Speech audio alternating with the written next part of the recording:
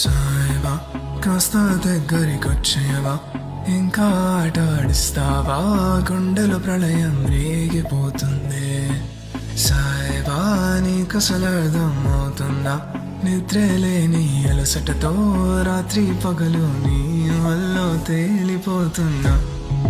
సాయబా నీ కళ్ళు ఆ వెన్నెల తారలు, నేను మైమర్చిపోయాను చూస్తూ బ్రతికేస్తాను.